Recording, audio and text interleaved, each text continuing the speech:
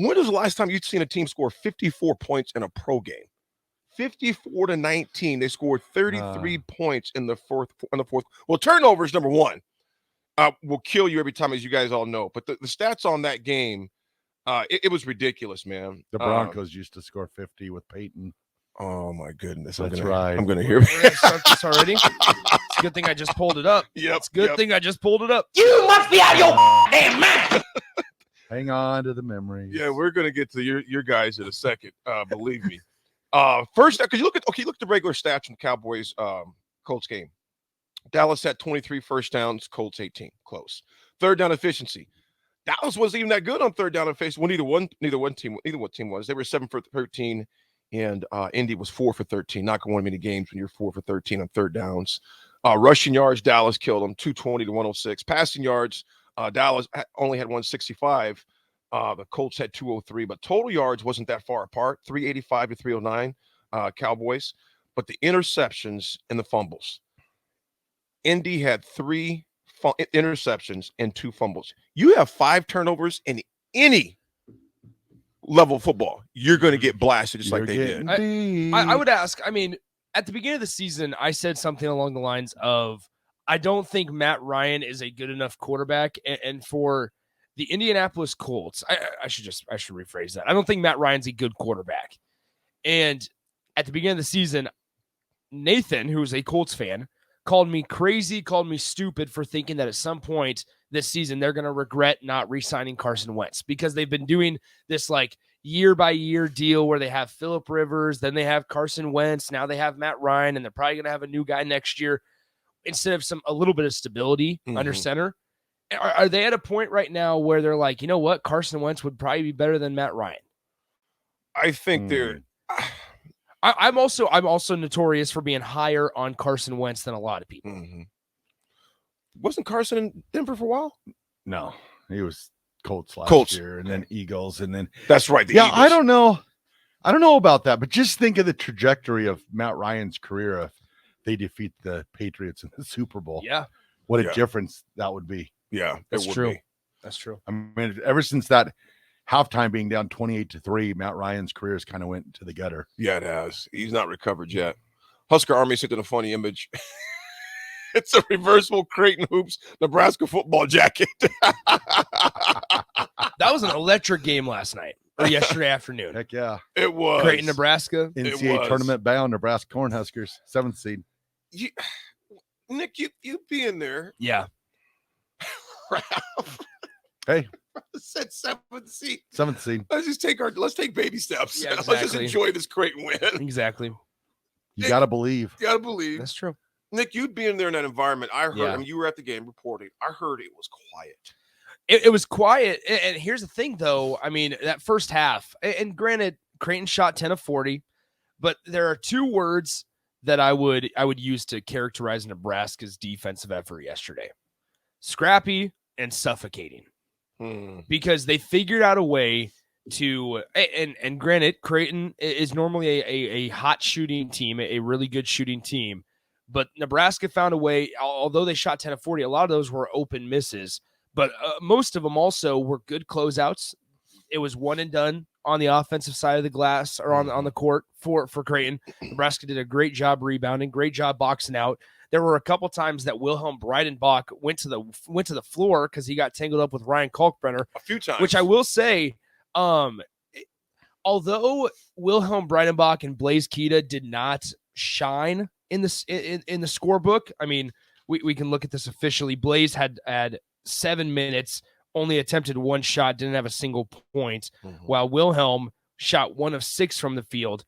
Now, they played some big minutes when Derek Walker, who for the first half was their only source of consistent offense, because that was before Sam Griesel came up.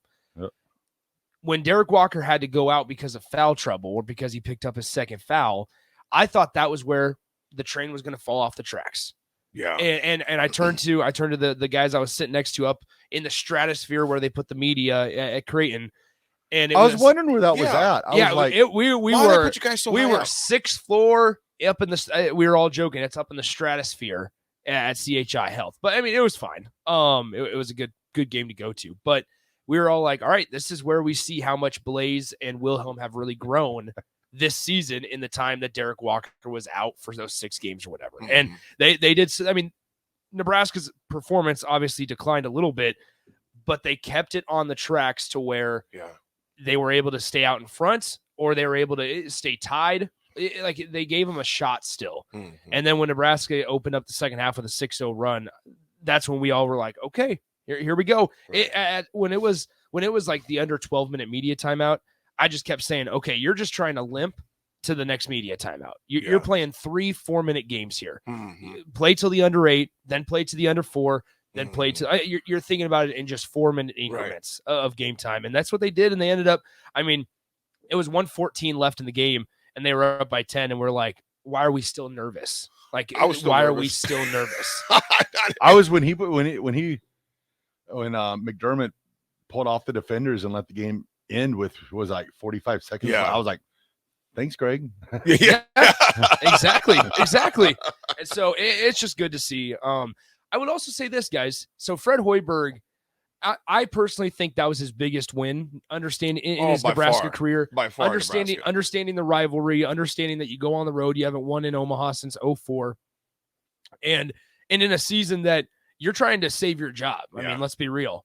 And if you think back at the end of the season when Nebraska was 9-21 overall, they ended up going on the road to Madison.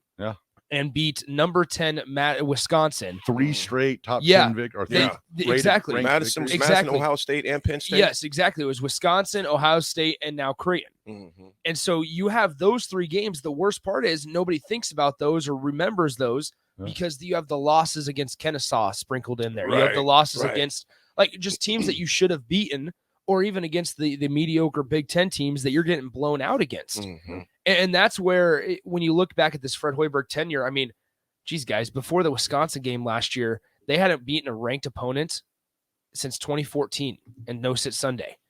Mm. And now you have in the last however many months, I mean, or games, I should say, since that was towards the latter part of the year, you have 3 top 25 wins, 2 top 10 wins on the road.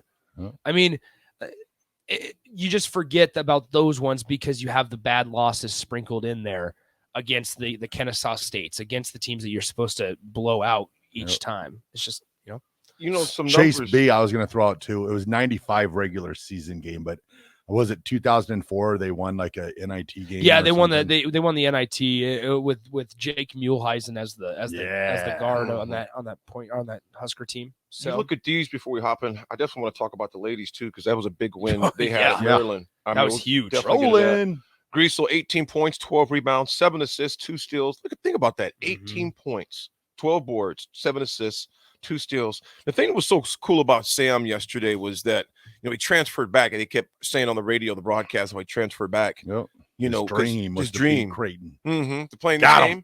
And you think about, too, that kid is lucky to blessed to even be alive, with the health scare that he had. And to do it back home on a game that you wanted to play that well, was pretty, because he didn't start off all that hot right away. Exactly. Remember he had some bad shots to start the game off with, and Creighton started off with an alley-oop dunk. I'm thinking, great, here we freaking go. First play is an alley-oop dunk on us. And you know it's going to be a good day though when Griesel throws up an alley-oop and makes the shot. Well, I mean, if you here's the thing. I mean, going into it, guys, let's be real. Let's be honest. Nebraska was gonna. I know. Go ahead. Let's be honest. Nebraska was going to have to make a lot of shots. Mm-hmm. Nebraska was going to have to play solid defense, and in addition to that, they were going to have to. Creighton was going to have to miss shots. Yep. And everything worked out. And I think Nebraska. I mean, there's a lot of people that are going to just take away that Creighton shot 10 of 40 from beyond the arc. They shot 20 of 65 from the field. Shot really poorly, had quite a few turnovers, had 16 turnovers, did the Jays. But I think a lot of credit needs to be given to Nebraska. Yep. A lot of credit needs to be given to Nebraska because now you've beaten 3 straight top 25 Power 5 opponents, and now there's confidence to stay competitive on the road against Indiana now on Wednesday. Yep. And then also think about what this does for fan interest. on Saturday. I mean, you're going to face a top 10 team in Purdue on Saturday at home. They're going to be undefeated because they have a midweek game against Hofstra this week. So Purdue's going to be undefeated still. And now you'll return home and play Purdue, top 10 Purdue at home. I mean, the fan interest probably grew quite a bit last night because it was like, okay, Nebraska wins these next 2 games. They're a 4 seed. I think the conversation will change quite a bit, but I'm not sure about 4 seed. Now, Raff, what did this do for you earlier in the year with the Broncos when you say we're going to win? We just got to take baby steps. I need something to hold on to. Exactly. Shameless plug. We talked about Sam Greasel. He'll be on my show at 105 today. Nice. So if you want to hear from the Lincoln East product, the North Dakota State alum and now Nebraska point guard legend who dropped 18 last night with 7 assists and 12 rebounds. Yes. Make sure you're listening at 105 p.m. today. The legend of Greasel. Yeah. You know the key stat for me was win. the 30s. Well, that of course that's the most important. 46 points in the paint compared to 16 points in the paint. Dude, first, what I thought you were going to say was, did you think when we asked your question, Nick, eventually, do you think Nebraska got a chance? Dude, I was trying to say, let's just keep it within 25. Before the game, so let's try to keep it within 25. So I was definitely surprised by that. But the 46 points in the paint compared to 16 points in the paint was huge. And so, again, I mean, huge shout-out to Nebraska men's basketball for that win yesterday. And then the women started the whole thing off with a 90-67 win in Maryland, number 20 Maryland, and they were down, in that game too. Nebraska's back. Jazz Shelley, because I'm going to talk more about this when we come back from break. Sure. But the stats real quick, Jazz Shelley led the team with 29 points, 3 rebounds, 5 assists, 3 steals, 1 block. Also impressive, they were shot 50. They were 30 for 60, which 50% doesn't seem great, but they got hot later on. The key thing was the 48% from the 3-point line was huge. It was huge. Nebraska's back. And what are Creighton and Iowa talking about this week? It's got to be very upsetting. Within 9 days to take them down was pretty cool. I'm thankful to be doing a radio show in Lincoln instead of Omaha. Oh, you got that right, baby. Man, it was an awkward feeling in that arena after the game. I'm sure. Did you guys see a guy commented? Did you see the Dirk Chatelain comment that Creighton fans hadn't been that quiet since the 4th quarter of the Georgia Southern game?